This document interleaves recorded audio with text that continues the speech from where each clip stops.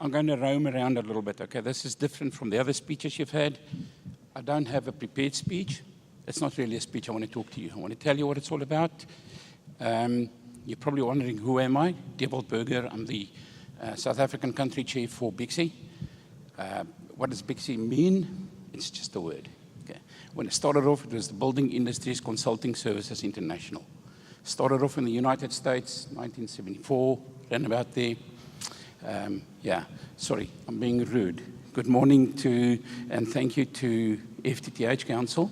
The minister, I think, has left, but thank you for the opportunity. I want to tell you about myself a little bit for a reason. I've been in this telecommunications industry a couple of years. I've done everything. I've worked in manufacturing, I've worked in distribution, I've worked in resale, I've worked in design, construction, consulting, whatever. Why am I telling you this? I'm not very important, I'm not very clever, I'm not that old. In fact, I'm younger than what I look. But I can tell you this, something that I've noticed over the years is that things come and they go. Technology comes and it goes, and we're all excited about it.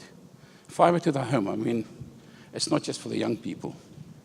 I can tell you that in the area where I live, we're all hyper excited about getting fiber. Why? Because everybody's connected, everybody's hooked onto the internet. Excuse me. So, at risk of sounding like I'm contradicting what Andile said earlier on, nothing is new under the sun. Okay. I've seen things come, I've seen technology come, I've seen it go. Yes, it's shinier, it's faster, it's newer, you can do fantastic things. We've got satellites, we've got ultra-fast internet connectivity, we can do wonderful things.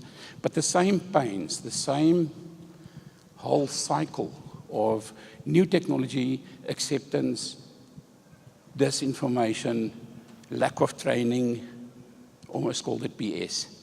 I've seen that as well. I've been involved in training a lot. I've been involved with the Communications Cabling Association of South Africa as chairman, as president, and I've seen these things. There are a lot of people out there that are extremely good, trained, competent people. Unfortunately, a lot of those things do not adhere to standards. We take shortcuts, we do things the African way or the South African way. Therefore, what I'm saying is a lack of training is a big issue. Okay, so how does that affect you? My involvement with BICSI as an organization is really to try and change that. And how does BICSI change it? BICSI, by the way, is a registered, affiliated with the TIA as a standards organization. We do education, we write standards, etc. How do we fit in with the FTTH? Well, we've got a lot of common ground, first of all. Excuse me. We've got a lot of common ground with them. We do not compete, but we can complement each other. All right? So the whole idea of having something like BICSI involved is that, let me put it to you this way, I'll simplify it. When you look at a standards perspective, you get the top level like the IEEE that will create your standards for Ethernet or whatever application you've got. It's very well formed, it takes a long time, it gets updated, technically 100%, it specifies how things should work. Then the next level of that, a little bit below that perhaps, you get the other organizations, the ISO, IEC, ANSI, TIA, that'll tell you how to make those things work and what the limitations or the rules are. 100 meters for communication over copper, for instance, et cetera, et cetera. We're at the next level. So BICSI's implementation of that is to make sure that those standards get implemented, but at the installation level. In other words, in terms of the actual practices, the installation practices, that's where we come in. Okay. I've got my esteemed colleague here, the Mr. Paul Weintraub, the very distinguished-looking gentleman here. Paul.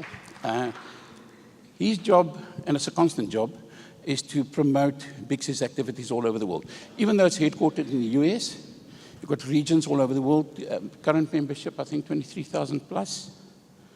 We have our own region now, it's called the region, based in Dubai, permanent office. And we're doing similar strategic alliances as we've done with the FTTX Council here in various other regions in the world.